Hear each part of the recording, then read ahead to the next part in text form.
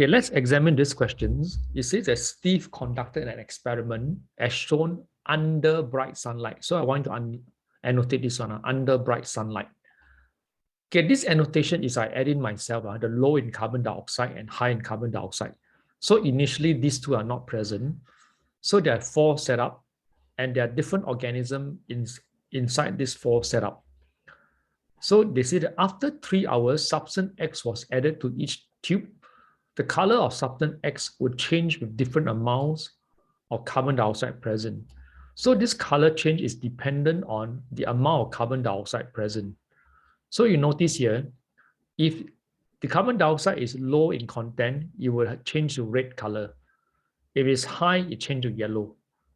So of these 4 setup, because under bright sunlight, you will be able to conclude that setup A will have the lowest amount of carbon dioxide. Because in the presence of sunlight, this aquatic plant will be able to carry out photosynthesis. So during photosynthesis, carbon dioxide is being absorbed. So you indicate this one. This is the low in carbon dioxide. And then you will notice this is a wooden box. Wooden box is opaque. So although it's under bright sunlight, it cannot receive light because light cannot pass through opaque object. So these 2 little organisms here, plus this plant, altogether 3 organisms is respiring. So they are giving out carbon dioxide. So this has and no photosynthesis happens. So this will have the highest amount of carbon dioxide. So immediately you can answer this question. In fact, for this question, answering part B first is better than answering part A. So the correct answer for setup A, because setup A can carry out photosynthesis, right? So it's low in carbon dioxide. Low is red. So the answer is red, this part. And C is high in carbon dioxide because 3 organisms are respiring. So it's yellow color. Okay, then part A, what is the purpose of setup D? Okay, setup D, if you see here, right, is nothing here. So it's acting as a control setup. Okay, how do you answer this question? Okay, you copy this, you say, it is a control setup to confirm that the change in the color of X is only due to the organisms, not the water. Okay, that's the answer.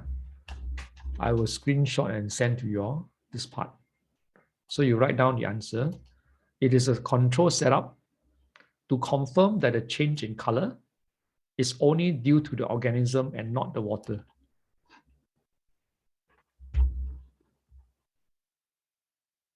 Okay, this part. Screenshot one more time and send over. Okay, done. Next question.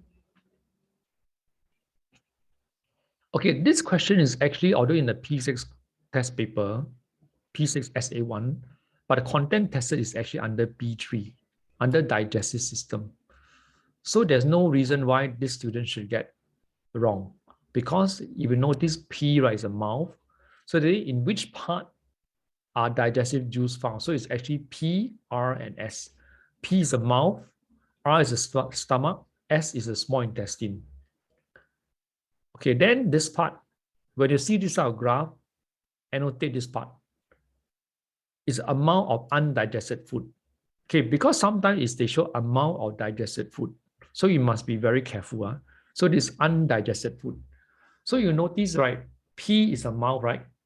Because at the mouth where the food just enter, will have the maximum amount of undigested food because the food has not been digested. That's why it's maximum amount. And then at Q, right? Q is the esophagus or the gullet. Because some of the food is digested within the mouth. So there's a slight decrease, this one. So this student get it correct. So the Q1, he get it correct because there's a slight decrease. And then R is the organ stomach. So more digestion happens here. And most digestion will happen in the small intestine because digestion completes there. But this one, she get it wrong because you see, this is undigested food. So the amount of undigested food in the large intestine and the small intestine should be the same. Because the undigested food from the small intestine S will transit to the large intestine T. So for this part, right, must have the same level. And when you draw graphs, right, take note of this. The width should be the same. The width, this width.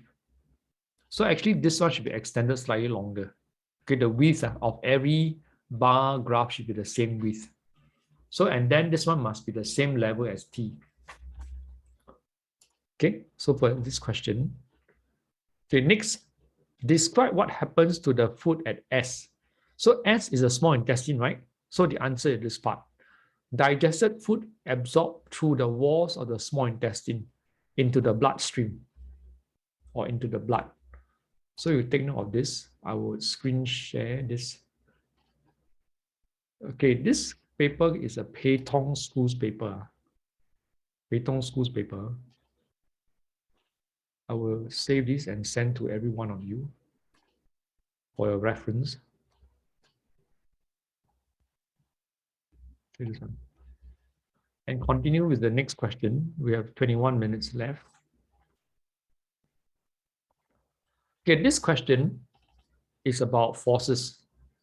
So they say Aaron conducted an experiment to find out. So I want you to write down this one on top, the aim of the experiment. If the angle of the ram affects the amount of force needed to pull the load. So they change the angle, and this is the result.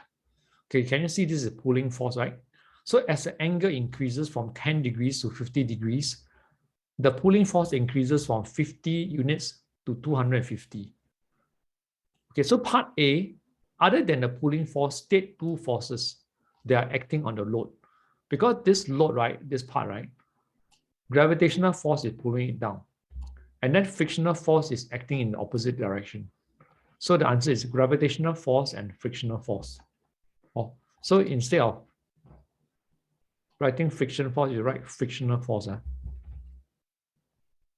Okay, next part B. Based on the information above, so it's referred to this information. How does angle X affect the amount of force needed to pull the load up?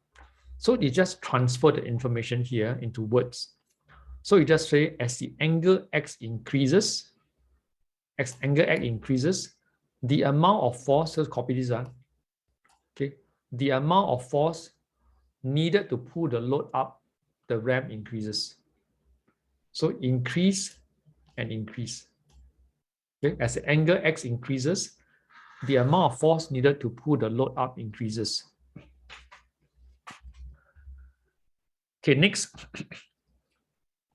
Okay, Aaron noticed or realized that the temperature at the bottom surface of the box, that's mean this part here, this part of the box here, increase. Okay, notice what? You notice at the bottom surface, the temperature increase. So you think of this temperature increase after pulling it many times along the plank. Okay, the reason because as you rub against the surface, right? If you do this action, the frictional force between your hand produces heat. So likewise, when the block is being pulled up many times up and down, right?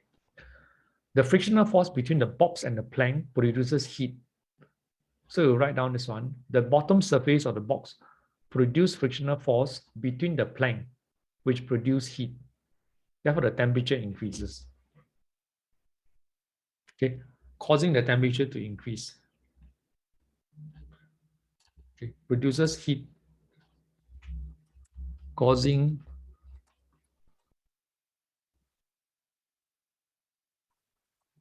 the temperature to increase.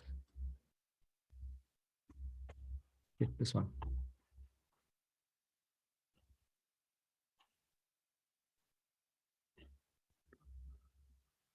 Okay, next, without changing the plank, suggest a way to reduce the amount of force needed to pull the box. So very simple. You can say apply lubricants or apply oil, right, on the surface of the ram. Okay, apply lubricant or surface on the surface of the plank. So again, I will screen share this and send to every one of you. Screenshot, not screen share.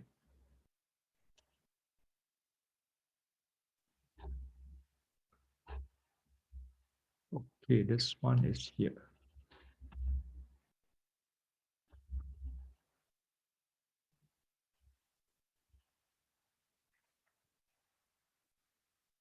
Okay, next question.